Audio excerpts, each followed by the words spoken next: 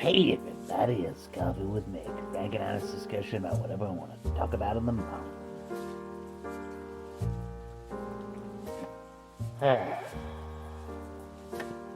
Hacking, ROM hacking, game preservation. It's all great.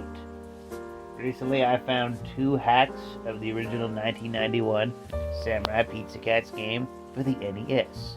Like 2 English translations. One more straight-laced of like Kyato Nindentiane. The other a more Americanized comedic take. And it's the latter that I also really love. Like people just taking old ancient assets from the far-off years of 1991 and making something new about it. And I'm sure Nintendo won't have any problem with it. Now, I mean, hopefully they won't. I mean, there was that the whole debacle where they...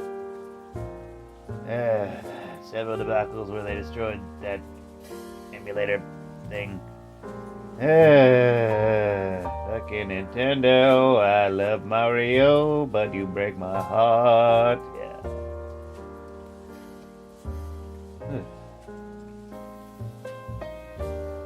I'm also thankful for stuff like Stop Killing Games, which is like made to like preserve like MMORPGs and whatnot. Despite what that loser Thor says, it's a good thing with his weird MS Paint like points. What was his name? Pirate Games or something? You know, the douchebag who screwed over his friends in hardcore WoW. Yeah, no one likes him. The story just keeps getting worse with that guy. Yeah.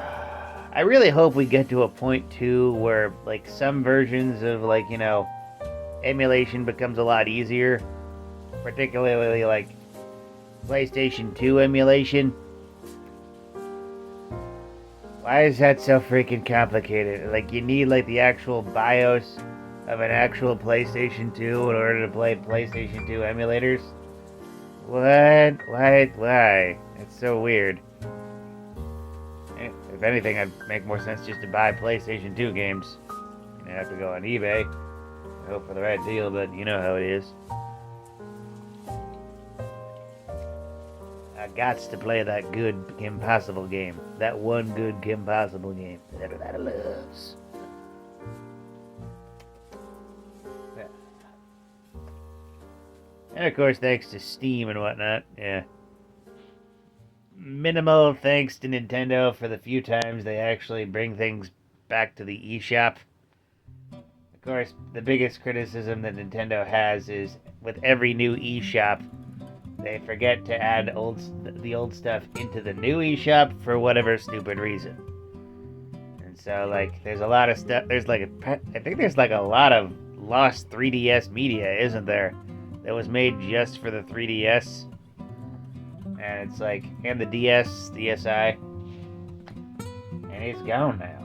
Because, you know, Nintendo didn't put the backups, and I hope somebody has backups of them, you know? Of course someone does. Emulators rule.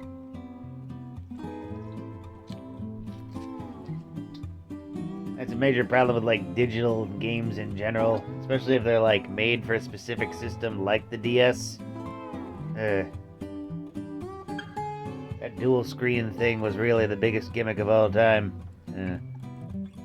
I still have my 3DS. Yeah.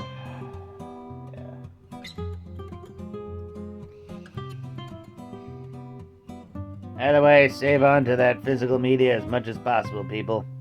You never know what might get wiped under the digital rug. Always keep a copy. Like the person who saved Toy Story 2 and then got fired by Pixar decades later because they're terrible now.